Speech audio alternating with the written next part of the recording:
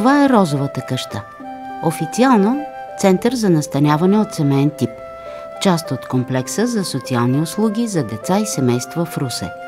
Днес тук живеят 7 деца и младежи, прехвърлени от печално нашумелия преди време дом в Могилино. Отговорност за тях сега носи екипът на сдружение Еквилибриум. Управител, социални работници, медицински сестри, детегледачки. Индивидуалните планове за грижа на малчуганите включват физическа рехабилитация, обучение и социална интеграция. Целта е да се увеличи потенциалът на всяко дете. Пепи е най-големият. Обича да подрежда стаята си, има артистични заложби. Често пише писмо на малко странен език. Криси все още е слабичък, но реагира будно. Роси много обича да я галят. Нервността ѝ изчезва, щом има близък до себе си. Сашко притежава невероятна енергия. Специалистите казват, че е съвсем кратко времето, в което все още има шанс за операция, след която да проходи. Коко често е неудържим да открива усещания, да преживява, да прави избор. Ваня вече не се свива непрекъснато. Има и мигове на тихо спокойствие. Венца обича да докосва шумолящите къщета на различни висулки. Специализирана оценка няколко месеца след настаняването на децата в Розовата къща показва, че те се адаптират напълно успешно в новата среда.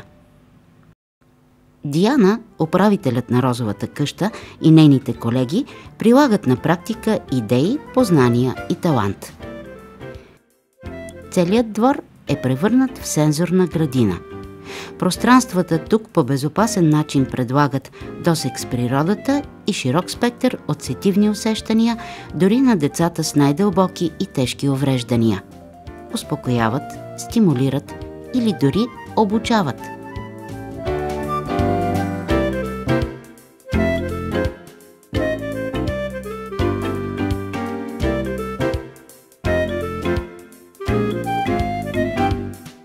Изграденият със средства на УНИЦЕФ асансьор влиза в действие, когато идва времето за хранене или за пътешествия в непознатия примамлив свят извън къщата. В определен час децата излизат, защото ги очакват различни преживявания.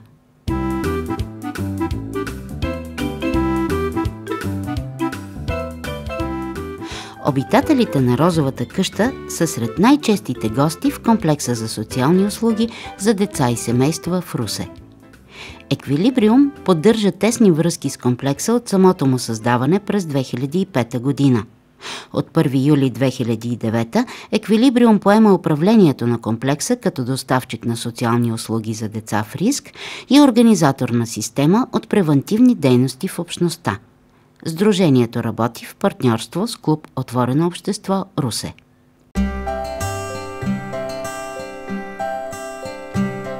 Това е част от управленския екип на комплекса. Галя и Дейвид, директорът Деси, Надежда е психолог, Невена администратор, другият психолог Ивелина, хора, които осъществяват амбициозната програма от обучения, мерки за развитие на персонала, подобряване на материалната база и разширяване на основния пакет от услуги.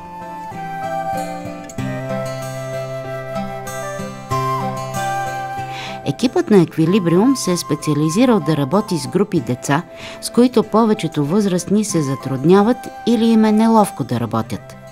Това са хлапета, които имат проблеми в обучението или общуването, породени от ранни събития в живота им. Понякога това е домашно насилие, друг път раздяла с единия или двамата родители, тежка загуба, травматична ситуация. Еквилибриум предоставя подкрепа. Така подпомага децата да развиват себепознание и устойчивост, да разберат, че конкретните преживявания са негативни или неприятни, а не животът по принцип. Еквилибриум осигурява образователна рехабилитация. Дава възможност на децата да развият максимално своя потенциал в рамките на една формална учебна система, към която в повечето случаи те не са добре приспособени.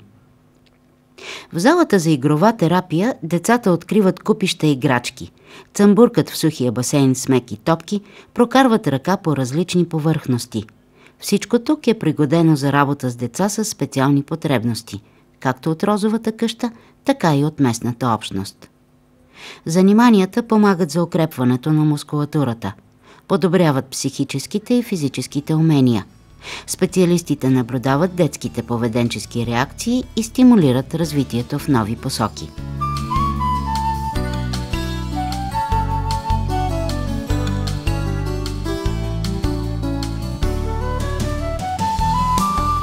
Методите на еквилибриум са новаторски.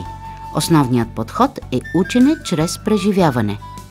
Председателят на сдружението Дейвид Бисет казва, че еквилибриум работи с деца, които се препъват по пътя на знанието, защото раницата им е претъпкана с трудности – емоционални, интелектуални, психологически. На пръв поглед тези деца реагират по различни начини. Или са пасивни по отношение на света около тях, или безкомпромисно му се съпротивляват. И в двата случая поведението им води до един и същ резултат – изолация и липса на емоции, на чувства. Затова основният стремеж е да се насърчава участието и себепознанието. Комплексът за социални услуги за деца и семейства включва Център за обществена подкрепа, Център за работа с деца на улицата и Център за настаняване от семейен тип – Розовата къща. Социалните услуги се стремят към подкрепа и подпомагане на семействата, които срещат проблеми при отглеждането и възпитанието на децата си. Специфични услуги са насочени към превенция на изоставянето на децата и деинституционализацията. В сградата на комплекса не случайно се намира и отдел закрила на детето на община Русе. Комплексът работи по заявка, дадена чрез направление от отдела, който е част от дирекция социално подпомагане.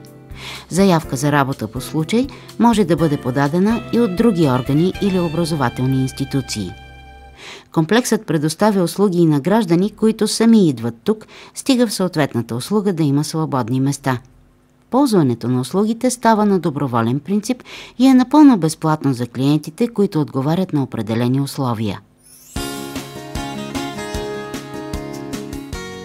Екип от специалисти с различни профили оценява всяко насочено дете и неговото семейство във важни за детското развитие области. Изследват се трудностите, залага се на силните страни в един план за действие, разписан заедно с детето и семейството.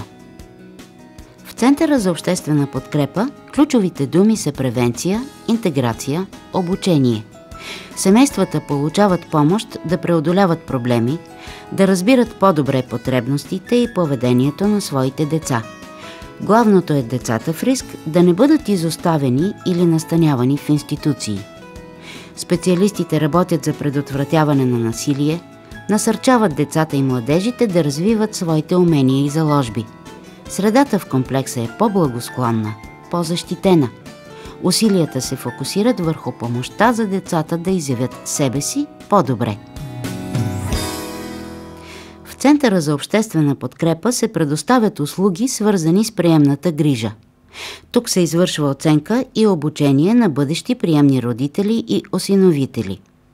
Поредната група днес получава сертификати за завършено специализирано обучение за професионално приемно семейство. Контактите не свършват тук.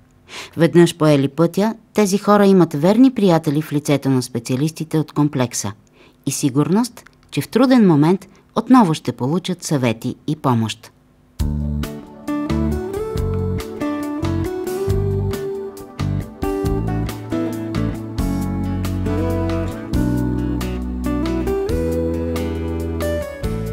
Центърът за обществена подкрепа има мобилен компонент, ключов за успеха на социалната работа. Несрин често посещава в дома им семейства, нуждаещи се от подкрепа. Дядо и баба се грижат за 4 мълчугани – предучилищна, 1, 3 и 5 клас. Семействата, изпитващи затруднения в грижата за децата, често имат нужда и от практически съвети. Дори как да организират всекидневната програма от толкова много и различни нужди на хлапетата.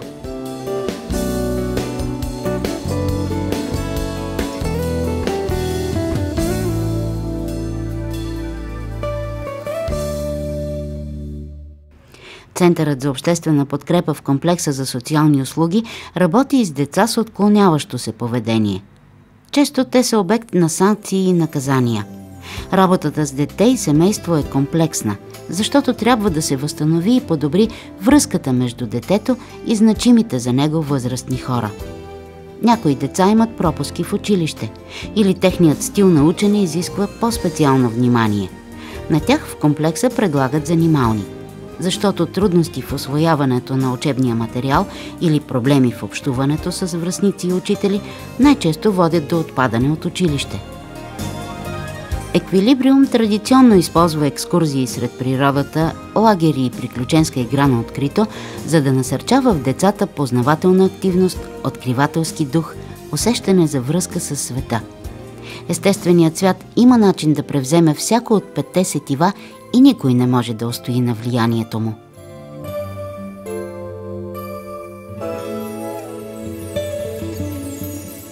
Ресурсното подпомагане на деца с специални образователни потребности е важно за тяхната интеграция.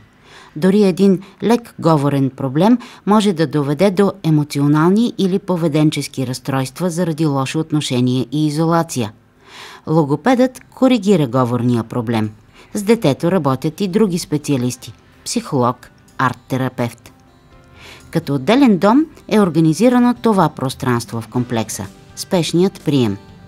Добро и защитено място за деца, на които спешно се налагат да бъдат изведени от средата, в която се намират, и да станат обект на закрила. Застрашени от домашно насилие, с заплаха за техния живот или здраве. Сега, слава Богу, спешният прием е празен. От баня и прости хигиенни грижи до обучение, арт-терапия и психологична подкрепа. Това предлага Центърът за работа с деца на улицата. 1 час или един следобед, прекарани смислено и в забава, са скъпоценни.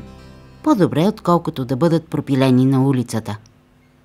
Клубът е мястото, където децата научават важни за тях неща по възможно най-интересния начин. Забавна работилница, жонглиране, спортно катерене и групови състезателни игри, логически игри, кунг-фу, аз, ти, другите. Всяко дете има нужда от преживявания в толерантна среда, за да открие себе си. 3 месеца след като поемат управлението на комплекса за социални услуги, Еквилибриум и партньорите от клуб Отворено общество представят какво са свършили и какво предстои.